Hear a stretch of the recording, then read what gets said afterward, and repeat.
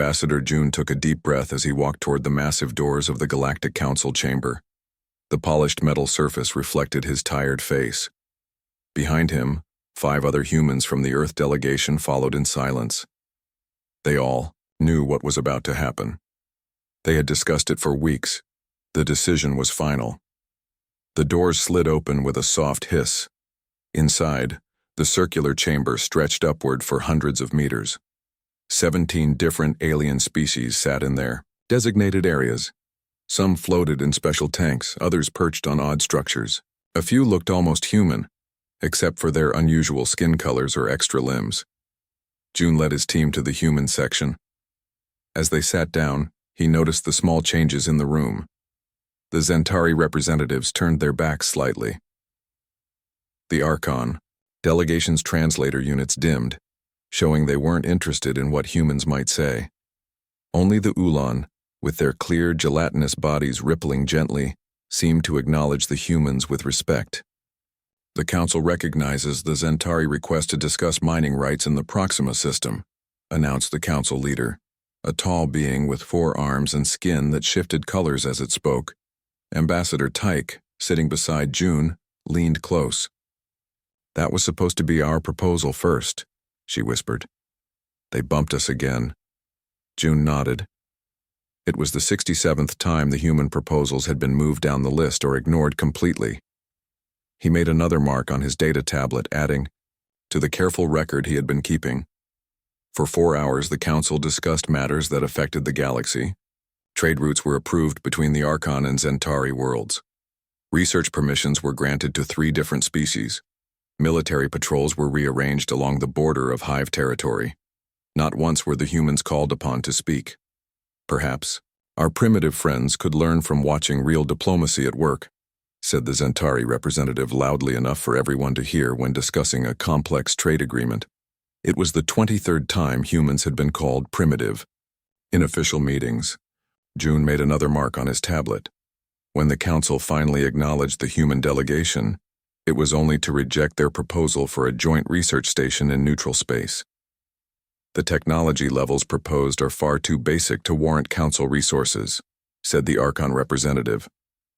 "Perhaps in another century, when humans have advanced beyond their current state." The chamber filled with soft sounds that June had learned was the alien equivalent of laughter. He saw Tyke's knuckles turn white as she gripped her seat. This was the 8th trade or research agreement that had been blocked simply because Earth was involved. Another mark on the tablet. During a short break, June gathered his team in a private room. "Are we certain?" asked Security Advisor Han, the oldest member of the delegation.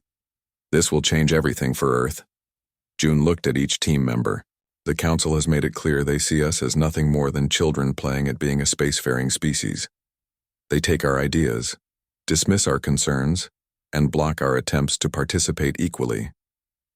He brought up his tablet, showing the careful record of every slight and dismissal. "It has been 3 years since Earth joined the Council. Things are getting worse, not better." Ambassador Tyke spoke next. "Our scientists developed 12 different methods of faster-than-light travel before we even met the Council. The Zentari only have 3. Yet they call us primitive because our biology is different? Because we haven't been in space as long? This isn't an alliance, it's a hierarchy, and they want us at the bottom." The team discussed for 30 minutes more. In the end, all 6 humans agreed. It was time. When the Council session resumed, June waited for a moment when proposals for the next meeting were being accepted. He stood, activating his speaker so his voice would carry through the massive chamber. "The Earth delegation requests recognition," he said firmly. The Council leader's skin shifted to a pattern of surprise. Perhaps it was because humans rarely spoke up anymore. "The Council recognizes Ambassador June of Earth." Every eye, sensory tentacle, and visual receptor in the room turned toward him. The chamber fell silent. "The human delegation has an important announcement," June said, his voice steady despite the rapid beating of his heart. "After careful consideration, Earth is formally withdrawing from the Galactic Council, effective immediately." Murmurs spread through the chamber. The Ulan representative's body rippled in what June had learned was distress. "This is highly irregular," the council leader said. "Such decisions require proper procedure and—" "With respect," June interrupted. "Something that was never done in council meetings. Our withdrawal is not open for discussion. It is a statement of fact." Tyke stood and placed a small device on the table. It projected a holographic document into the air. "We have prepared formal documentation of our withdrawal, including our reasons." The document rotated slowly. Written, in the standard council language. It detailed every instance of dismissal, every insult, every blocked proposal. 67 dismissed proposals. 23 official instances of being called primitive. 8 blocked agreements. "This is absurd," said the Zentari representative, standing up so quickly that his chair fell backward. "You cannot simply leave the council." "Actually, we can," June replied calmly. Section 342 of the Council Charter states that any member, species may withdraw with immediate effect if they believe their interests are not being served by continued membership. The Ulan representative moved forward, their gelatinous forms sliding closer. "Ambassador June, this is a serious step. The Council needs humanity's perspective. Your species thinks differently than ours. That is valuable." "Not valuable enough to be treated with respect, apparently," Tyke said. June gathered his data tablets while the other human delegates stood. "Earth did quite well before we joined the Council. We will continue to do so on our own. Our ships will return to our solar system. All diplomatic stations will be closed within 30 standard days." As the human delegation walked toward the exit, the Zentari representative called out, "Let them go. Their primitive thinking has no place among evolved species." Tyke paused at the doorway and turned. The entire council chamber was watching. "That primitive thinking," she said clearly, "developed 12 unique solutions to interstellar travel while your people were still perfecting your first. Remember that when the hive border expands another parsec next cycle." The doors closed behind the human delegation with a final heavy sound. In the corridor, Advisor Han let out a long breath. "They will come to regret this," he said quietly. June nodded. "Perhaps. But first, they must recognize what they have lost." The 6 humans walked toward their ship, leaving behind a council that had not yet realized the true value of the species they had so casually dismissed. 3 months had passed since Earth withdrew from the Galactic Council. The human fleet had returned to the solar system. Diplomatic stations across council space had been closed. Communication with alien species had gone quiet except for a few unofficial channels with the Ulan, who had always been friendly to humans.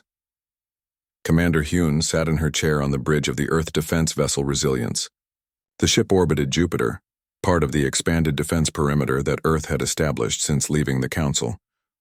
The bridge was quiet, with only the soft beeping of instruments breaking the silence. "Commander," called out Communications Officer Day from his station. "We are receiving a distress signal." Hyun turned her chair. "Source?" "It's coming from the Zentari colony in the Proxima system," Day said, his fingers moving across his control panel. "They are under attack from hive forces." The bridge crew exchanged glances. The Zentari had been among the most vocal critics of humanity in the Council. "Put it on screen," Hyun ordered. The main view screen flickered to life. A Zentari face appeared, scales gleaming under emergency lights. Behind the alien, smoke filled the room and other Zentari ran back and forth. "This is Colony Administrator Tez of New Zentar," the alien said, voice trembling.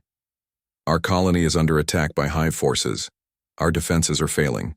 We request immediate assistance from any council vessels in range." "It seems they don't know they're contacting an Earth vessel," said Officer Day. "Or they're desperate enough not to care," added Security Chief Min from his station. Hyun leaned forward. "Administrator Tez, this is Commander Hyun of the Earth vessel Resilience. You should be aware that Earth is no longer part of the Galactic Council." The Zentari's eyes widened. "Commander Hyun, we are aware of Earth's status, but our colony has over 10,000 civilians. The hive has broken through our outer defenses. We have less than 6 hours before they reach the central habitat." Hyun looked at her tactical display. The Resilience could reach the Zentari colony in 4 hours at maximum speed. The ship's shields, while considered unsophisticated by Council standards, had proven remarkably effective against Hive weapons during previous encounters. The Zentari were the ones who called our shield technology quaint last year, Security Chief Min reminded everyone.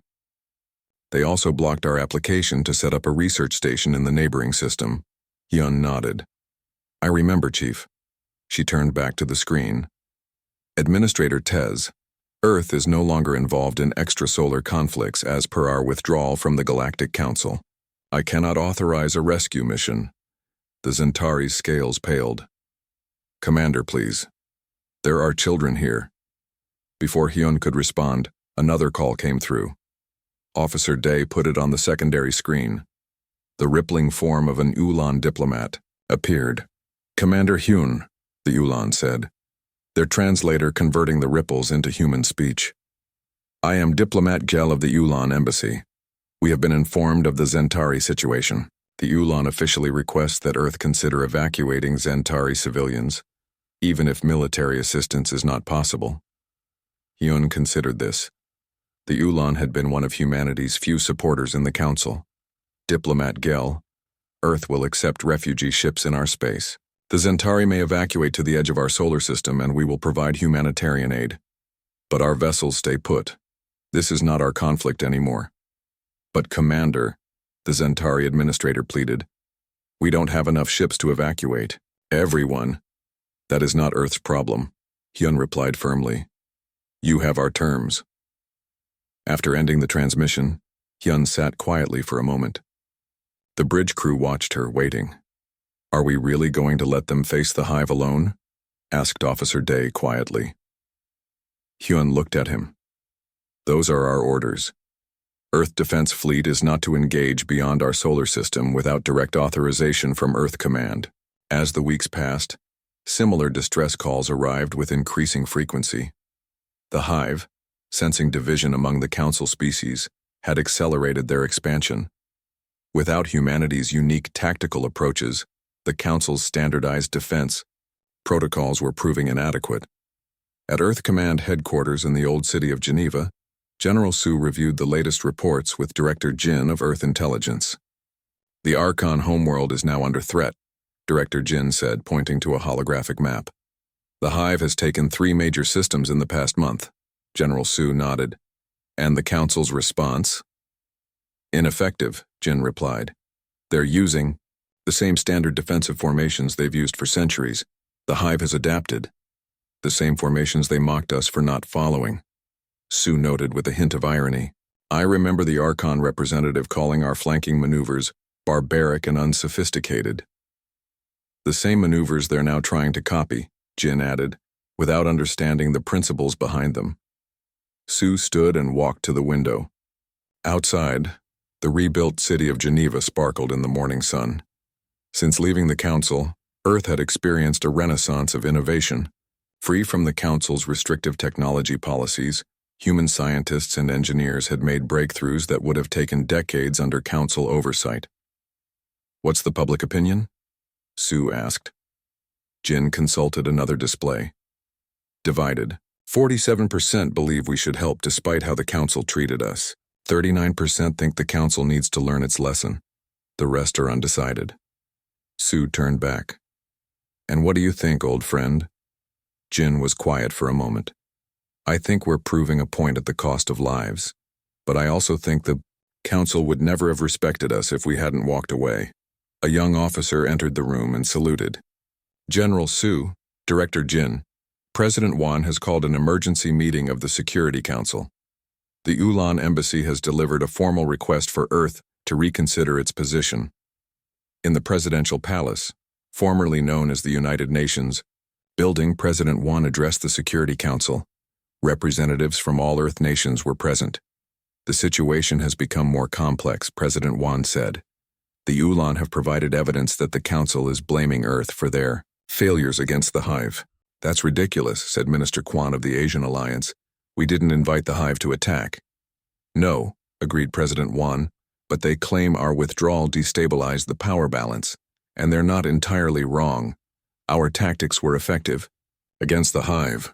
Director Jin displayed new intelligence reports. More concerning is this. Our deep space monitoring stations have detected unusual energy signatures at the edge of Council space. A third party appears to be entering the conflict. The room grew quiet. Everyone knew what this meant. Humanity had already identified several spacefaring species unknown to the Council. Some they had established quiet, separate relations with. Others they merely observed. The Shadowed. Admiral Park whispered. The Shadowed were a species humanity had encountered before joining the Council. Initial contact had been peaceful but distant. They had made it clear they had no interest in the Council's politics. If the Shadowed are mobilizing, Jin continued, the situation is worse than we thought. They generally avoid conflicts unless directly threatened. President Wan stood again, looking at each council member in turn. I've called you here not just to inform you, but to prepare. If the hive pushes past council space, if the Shadowed continue to expand, Earth will need to be ready. On the edge of the solar system, Commander Hyun's ship intercepted another distress call. This time from an Archon colony. As she prepared the standard response, she couldn't help but wonder how long Earth could stand by and watch the galaxy burn. Commander, Officer Day said suddenly, we're receiving a direct transmission from Earth Command. Priority 1. Hyun straightened in her chair. Priority 1 meant something had changed. Put it through to my ready room, she ordered. The message was brief but clear. Earth was reconsidering its position, and the Resilience was being called home. 6 months had passed since humanity withdrew from the Galactic Council. Earth had watched from a distance as the hive expanded their territory, conquering 3 major systems that once belonged to Council species. The Zentari colony had fallen. An Archon research station had been destroyed. Even the powerful Ulan had lost an outer mining facility. Director Jin of Earth Intelligence walked through the secure underground facility beneath New Sol. Screens on the walls showed real-time updates from across the galaxy. Not many people knew that humanity had maintained an intelligence network throughout Council space, even after their withdrawal. The Council would be shocked to learn how much Earth still knew about their affairs. Jin entered the main situation room where President Wan waited with General Su and other key members of Earth's leadership. Director Jin, President Wan greeted her. What new information do you have for us? Jin activated the central holographic display. A 3-dimensional map of known space appeared with different colors showing territory, controlled by various species. Red areas indicated hive control. They had grown significantly. The hive has taken the Zentari homeworld, Jin reported. Billions of Zentari have been displaced. The Council fleet attempted to defend the planet, but was overwhelmed by new hive tactics. Tactics they could have countered if they'd listened to our warnings last year, General Su noted. Jin nodded. That's not all. Our deep space monitoring stations have confirmed what we suspected. She highlighted several purple areas at the edge of the map. The Shadowed are definitely on the move. They've claimed 2 major trade routes and have established outposts in what was previously neutral space. The room grew quiet. Everyone present knew about the Shadowed. Humanity had encountered them 3 years before joining the Council. The Shadowed were ancient and powerful, but preferred to keep to themselves. They avoided conflicts unless directly threatened. Why now? Asked Minister Kwan. The Shadowed have stayed within their borders for centuries. We believe they see opportunity in the chaos, Jin explained. With the Council weakened and the hive expanding, the Shadowed may be positioning themselves for a larger role in galactic affairs. President Wan studied the map closely. And what about the Council itself? Jin changed the display to show communications data. That's perhaps most concerning of all. Internal communications show the Council is fracturing. The Archon and Zentari blame each other for military failures. The Ulan are calling for new leadership. 3 minor species have already announced they are considering withdrawal. Just like us, General Su said with a hint of irony. Not quite like us, Jin corrected. They're leaving out of fear, not principle. and that makes them vulnerable. President, one turned to look at the assembled leaders. The question before us now is, what should Earth do? We made our point by leaving. The Council now understands they needed us more than they realized. But the situation has grown beyond simply teaching them a lesson. Admiral Park, who had been quiet until now, spoke up. We've accelerated our shipbuilding program since leaving the Council. Our fleet is stronger than ever, with technology the Council has never seen. We could defend ourselves against both the Hive and the Shadowed if necessary. But at what cost? Asked Minister Quan. Total isolation? Watching the rest of the galaxy fall piece by piece until we're all that's left? General Su stepped to the holographic display and expanded a section showing Earth's solar system. Our defense systems are ready, but the minister has a point. Eventually, we would stand alone against two expanding powers. Jin pulled up another data set. There's more you should know. We've intercepted Council communications about Earth. They're blaming us for the current crisis, claiming our withdrawal destabilized the power balance and invited the Hive attack. That's absurd, Admiral Park said angrily. The Hive were expanding before we left. But our tactics were effective against them, President Wan noted. The Council relied on our strategic thinking more than they admitted. Effectiveness they mocked, General Su reminded everyone. I remember the Archon representative calling our flanking maneuvers barbaric and unsophisticated right before using them to save their homeworld last year. Captain Miru, head of Earth's diplomatic security and one of the youngest people in the room, spoke for the first time. With respect, Madam President, perhaps we should consider a third option. Not rejoining the Council, but not remaining in isolation either. President Wan looked interested. Explain, Captain. Before we joined the Council, Earth had made contact with other species, Miru said. Species the Council either ignored or rejected as too primitive for membership. Jin nodded in understanding. The Mori, the Tan, and the Visk. Exactly, Captain Miru continued. We maintained those relationships quietly even after joining the Council. The Council never knew. Those species have technologies and approaches different from both Earth and the Council. A coalition might be stronger than standing alone. President Wan considered this idea. She walked to the window that showed a simulated view of the surface, above, where people went about their daily lives unaware of the galactic threats being discussed below. Contact our allies, she finally decided. Let's see if they're open to cooperation. But we must also prepare for all possibilities. Jin received an urgent alert on her personal device. She checked the message and looked up with concern. We just intercepted a high-priority Council communication, she announced. The Shadowed have destroyed a major Council outpost at the border of their space. Hundreds of ships were lost. General Su frowned. The Shadowed don't usually attack unprovoked. What caused this? Jin quickly reviewed the details. The Council attempted to establish a blockade to prevent the Shadowed expansion. It seems they used tactics similar to what we recommended against the Hive last year, but implemented them poorly. Because they didn't understand the underlying principles, Admiral Park said. They copied our actions without grasping our reasoning. President Wan returned to the central table. How long before either the Hive or the Shadowed could reach Earth space if they continue at their current rate of expansion? Jin calculated quickly. The Hive, perhaps 2 years. The Shadowed, if they choose to turn in our direction, less than 1. The weight of this information settled on everyone in the room. Earth had made its point by leaving the Council, but now faced greater dangers than wounded pride. Prepare contingency plans for all scenarios, President Wan ordered. Full defense preparations, diplomatic initiatives with our secret allies, and she paused. Draft a response in case the Council formally requests our return. General Su raised an eyebrow. You think they will? Their pride is strong, President Wan replied. But their survival instinct is stronger. They will come to us, eventually. Outside the secure facility, life on Earth continued as normal. Citizens enjoyed the benefits of technologies that had been developed since leaving the restrictive policies of the Council behind. Few understood how precarious the galaxy had become, or how humanity's choices in the coming months might reshape the fate of many worlds.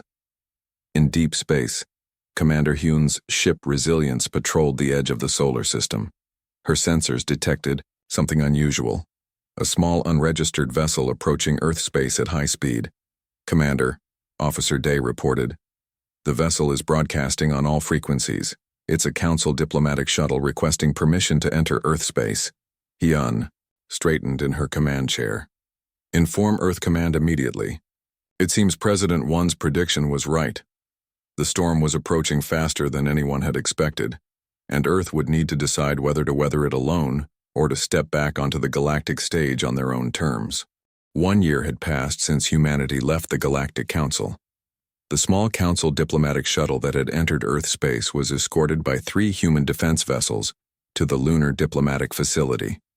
Earth had maintained this base on the Moon even after withdrawing from galactic affairs, though it had been quiet for months. Captain Miru of Earth Security stood at the docking bay, watching as the alien shuttle landed. Her hand rested lightly on her sidearm, not out of immediate concern but from years of training.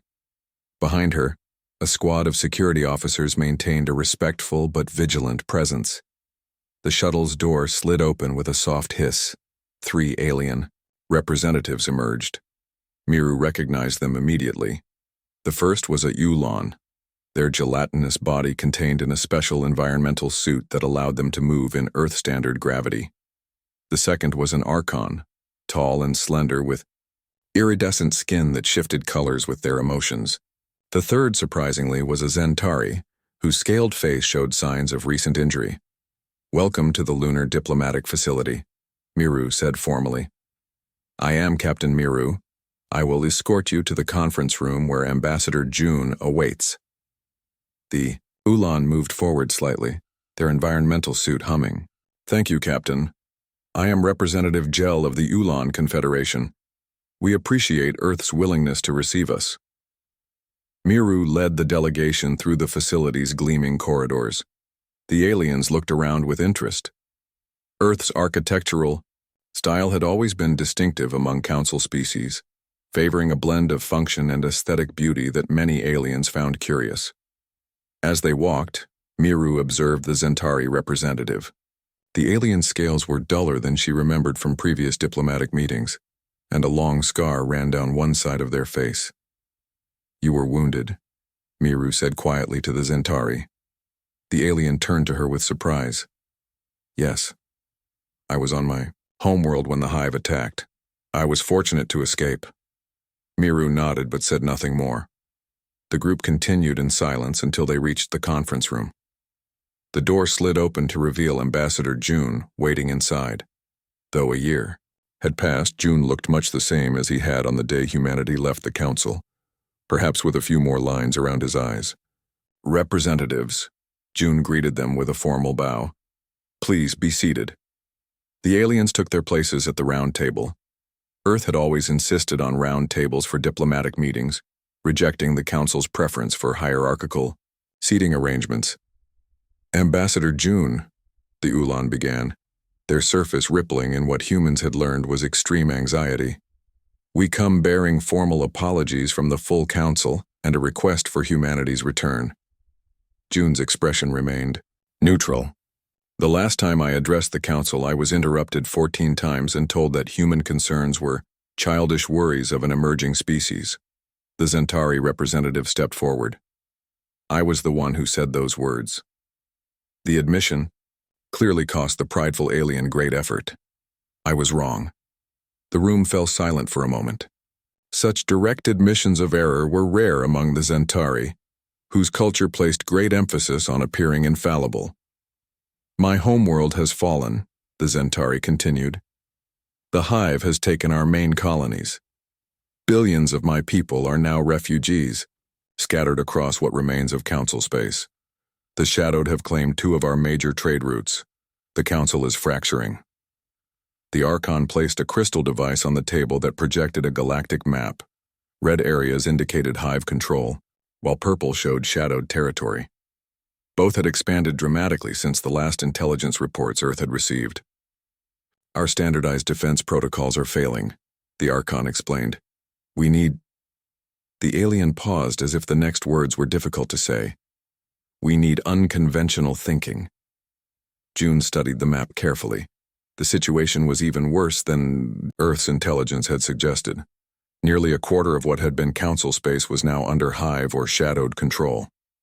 And what exactly does the Council offer in return for humanity's assistance? June asked. The Ulan produced an official document: full voting rights, unrestricted technology development, access to all Council archives. The Ulan paused before adding, and leadership of the Unified Defense Forces. June raised an eyebrow.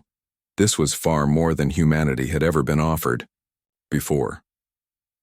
The Council must be truly desperate to suggest humans lead the defense forces. We are, the Archon admitted. The Hive has adapted to our standard tactics. The Shadowed exploit our predictable responses. We need humanity's creativity. June took the document but did not open it. I will bring your proposal to Earth's leadership, but I must warn you, there is significant anger among my people regarding our treatment by the Council. Many would prefer to remain independent. If Earth remains isolated, the Zentari said urgently, you will eventually face both the Hive and the Shadowed alone. They will not stop with Council space. We are aware of the risks, June replied. You will have our answer within 3 Earth days. After the aliens had been escorted to their quarters, June transmitted the Council's proposal to Earth. Within hours, President Wan had convened the Security Council to debate the offer. The discussion was heated. Some argued for letting the Council face the consequences of their arrogance. Others pointed out that the Hive and Shadowed would eventually reach Earth regardless. They treated us like children, Admiral Park said angrily. They dismissed our ideas, mocked our methods, and blocked our initiatives. Now they want us to save them? This isn't just about the Council, Director Jin reminded everyone. Billions of innocent lives are at stake. Species that never harmed us are suffering. And if we help, General Su added, it must be on our terms. No more accepting second-class status. No more hiding our true capabilities. Minister Quan, who had been quiet for most of the meeting, finally spoke. What about our other allies? The species the Council rejected? All eyes turned to President Wan. She had been listening carefully to all sides. Contact them, she decided. If we return to the galactic stage, we do so with all our friends. The Council will need to accept this. For 3 days, Earth's leaders debated the decision. Citizens held demonstrations both for and against rejoining the Council. Scientists argued about the benefits of shared research. Military leaders assessed the strategic implications.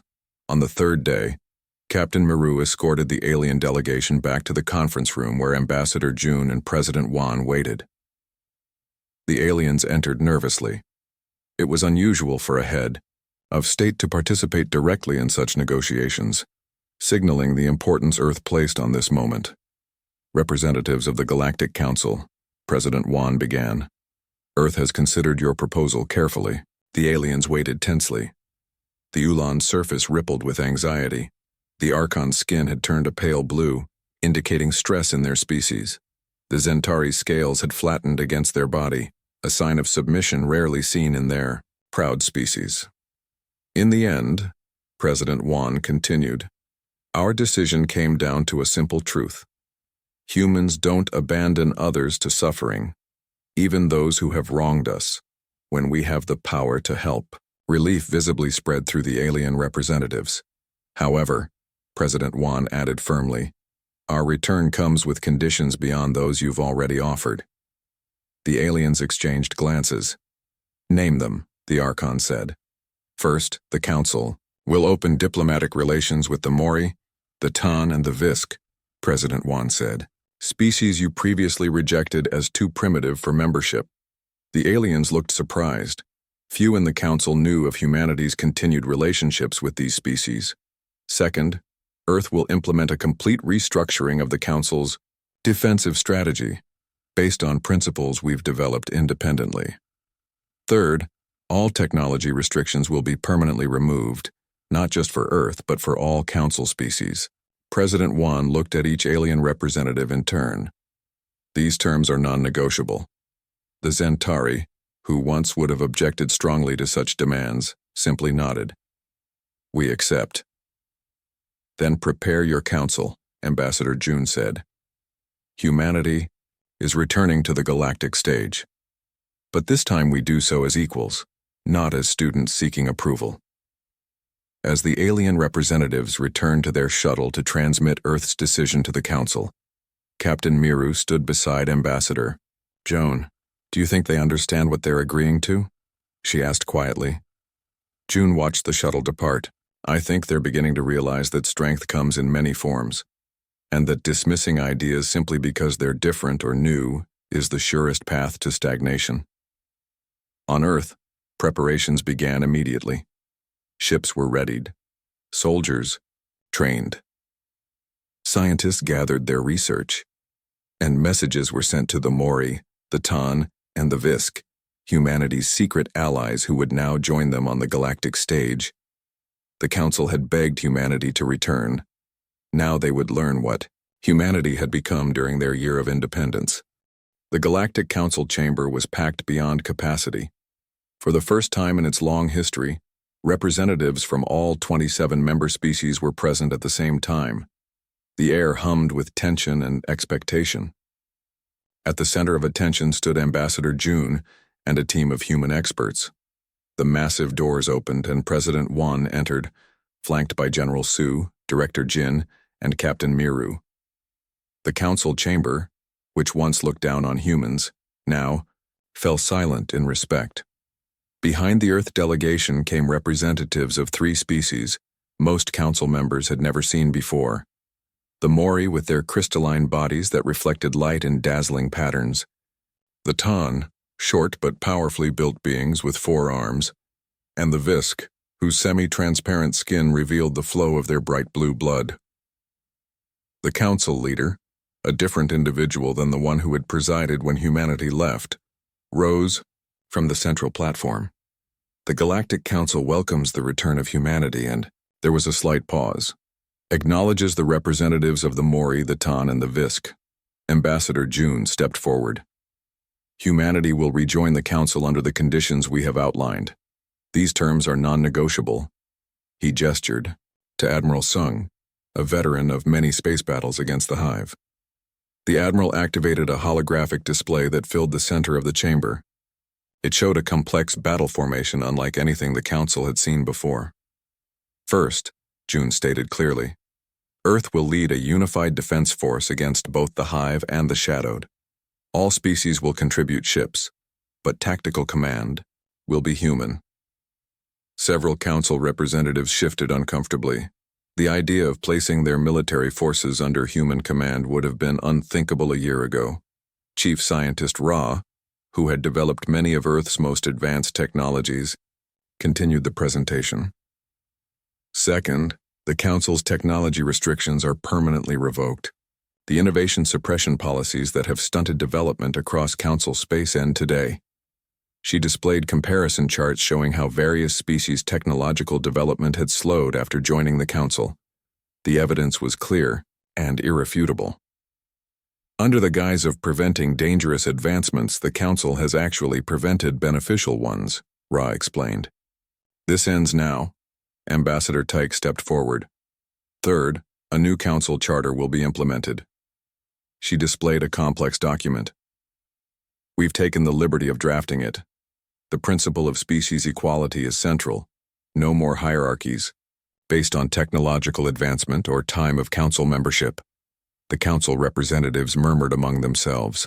Some looked upset, others relieved. The Zentari representative, once humanity's strongest critic, was the first to speak.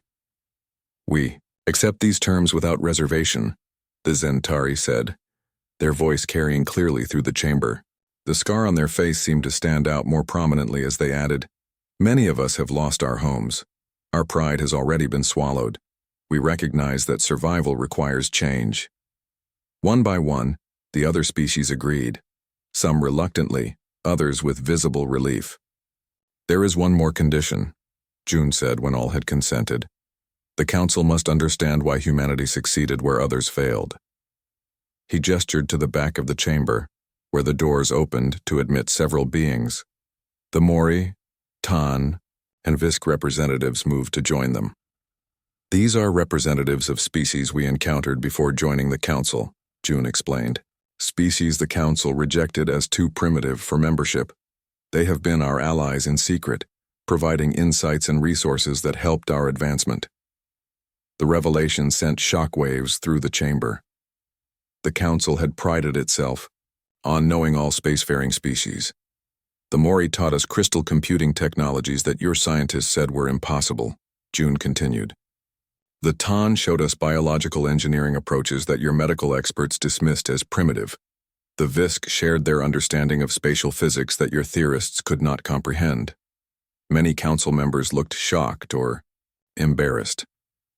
Some glanced at the new species with newfound curiosity.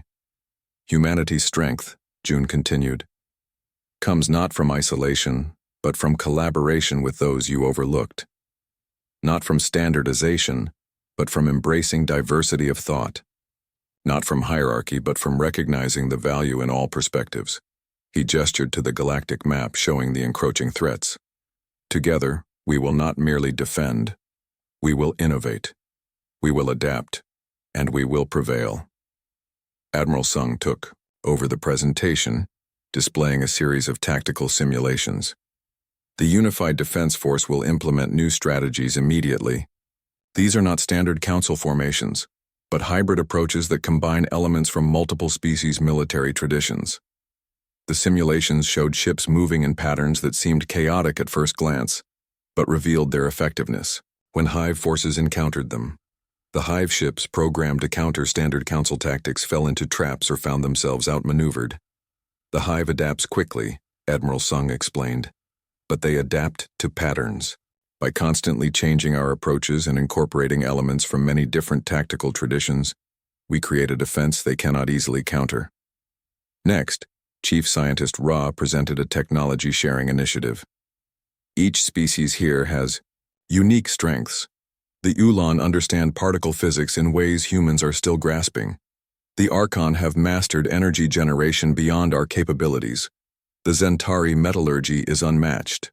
She showed how these technologies could be combined in ways the Council had never attempted. By ending restrictions and encouraging collaboration, we create possibilities none of us could achieve alone. Finally, Ambassador Tech presented the new Council structure. All species will have equal voting rights. Decisions will require broader consensus. Specialized knowledge will be valued, but no species will be considered inherently superior to others. When the presentations ended, the council chamber was quiet. The magnitude of the changes being implemented was still sinking in. Then, the Ulan representative spoke. For centuries, the council operated on the belief that our way was best because it was oldest, the Ulan said. Humanity has shown us that age does not always equal wisdom. New perspectives bring new strengths. The Archon, whose species had often claimed intellectual superiority, added, "We failed to recognize that different ways of thinking are not inferior, merely different. This nearly cost us everything." Over the following days, the reorganization began. The Unified Defense Force launched its first operations against Hive outposts, testing the new tactical approaches. Initial results were promising. Research teams with members from multiple species, including the newly recognized Mori, Tan, and Visk, began working on technology problems that had stumped the Council for generations. On the final day of the YAT emergency session, President Wan addressed the full Council one last time. "The challenges ahead remain serious," she said. "The Hive and the Shadowed will not be easily defeated. But united in true equality, with each species contributing their unique strengths and perspectives, we will create a future none of us could have achieved alone." As Earth's delegation prepared to return home, having established humanity's new role in galactic affairs, Ambassador June found himself approached by a young Zentari, the aide to their main representative. "Is it true?" the young Zentari asked hesitantly. "That humans forgive those who have wronged them?" June smiled slightly. "Not always, but we try to look forward rather than backward. Holding grudges consumes energy better spent on building something new." The Zentari considered this a strange philosophy, but perhaps like many human ideas more powerful than it first appears. June nodded. That, young one, is precisely what your elders failed to understand about humanity, and why the Council needed us to return. As the Earth ships departed the Council station to begin implementing their new strategies against the galactic threats, one thing became clear to all species. The Council had not invited humanity back merely to save themselves. They had invited back the very principles they had rejected, principles that might save them all.